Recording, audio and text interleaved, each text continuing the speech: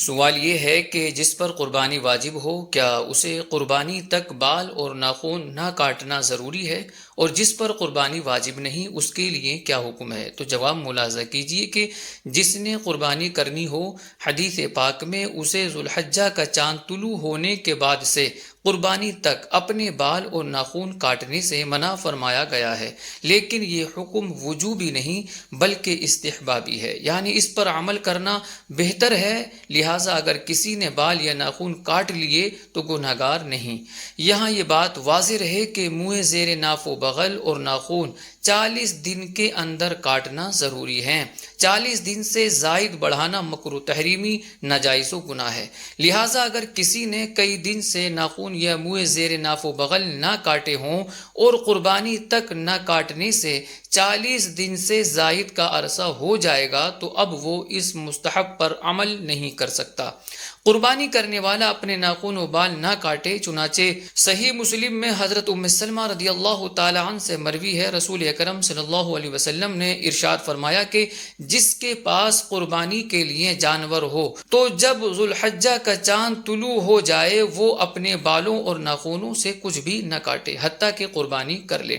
یوں ہی جامع ترمذی میں ہے، آپ علیہ الصلوۃ والسلام نے ارشاد فرمایا، جو ذوالحجہ کا چاند دیکھے اور قربانی کا ارادہ رکھتا ہو تو وہ اپنے بال اور ناخن نہ کاٹے۔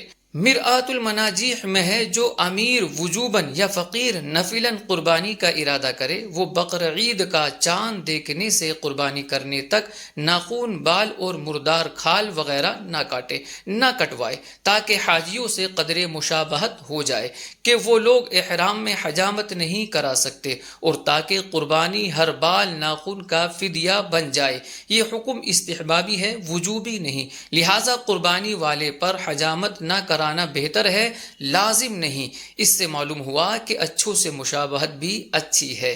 فتاوی رضویہ شریف میں ہے کہ یہ حکم صرف استحبابی ہے، کرے تو بہتر، نہ کرے تو مضائقہ نہیں۔ نہ اس کو حکم عدولی کہہ سکتے ہیں، نہ قربانی میں نقص آنے کی کوئی وجہ، بلکہ اگر کسی شخص نے 31 دن یعنی 31 ڈیز سے کسی عذر کے سبب خواہ بلا عذر ناخن نہ تراشے ہوں، نہ خط بنوایا ہو کہ چاند ذی الحجہ کا ہو گیا، تو وہ اگرچہ قربانی کا ارادہ رکھتا ہو اس مستحب پر عمل نہیں کر سکتا۔ اب 10ویں تک رکھے گا تو ناخن و خط بنوائے ہوئے 41واں دن ہو جائے گا، اور 40 دن سے زیادہ نہ بنوانا گناہ ہے، فعل مستحب کے لیے گناہ نہیں کر سکتا۔